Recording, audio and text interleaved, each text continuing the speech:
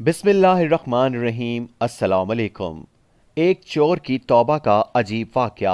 अरबी हिकायत है कि एक बादशाह अपनी जवां साला बेटी की शादी को लेकर बहुत फिक्रमंद रहता था। वो बरसों से नेक और इबादत गुजार दामाद की तलाश में था। एक दिन उसने वजीर को बुलाया और कहा कि किसी तरह मेरी बेटी के लिए मेरी रियाया में से इबादत गुजार इंसान को तलाश करके सामने पेश करो।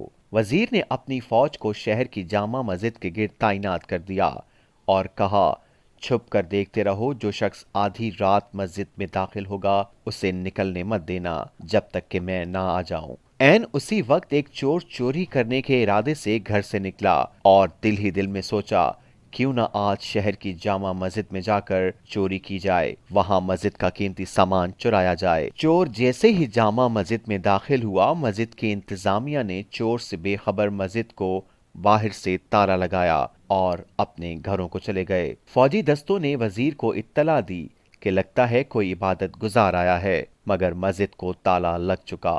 अब सुबह की आजान पर ही मस्जिद खुलेगी तो पता चलेगा कौन है। वजीर जल्दी से मस्जिद पहुंचा और सुबह की आजान का शिद्दत से इंतजार करने लगा ताकि अंदर मौजूद नेक इंसान को बादशाह के सामने हाजिर किया जा सके। जैसे ही मस्जिद खुली, वजीर दस्ते समेत अंदर दाखिल हुआ। चोर ये देखकर घबराया कि आज तो पकड़ा गया और जल्दी से नमाज की नीयत बांध ली। जूं ही सलाम फेरता फौरन खड़ा होकर दोबारा नियत बांध लेता। वजीर को उसकी इबादत गुजारी पर यकीन आ गया। जूं ही सलाम फेरा, फौजी दस्ते ने उस चोर को पकड़ा और बादशाह के सामने पेश कर दिया। वजीर ने कहा, बादशाह सलामत, ये है आपका मतलूबा शख्स। इसे मस्जिद से गिरफ्तार किया है। रात भर मस्जिद में इबादत करता रहा। चोर की हालत गैर हो रही है।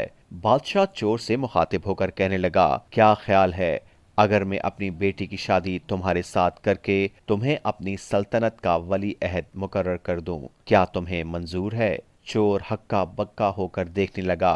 डरते डरते पूछा, आलिजा, ये करम नवाजी किस वजह से है? बादशाह ने कहा कि तुम इबादत गुजार हो, रात भर मस्जिद में रहे, सुबह अजान होने पर बाहर आए।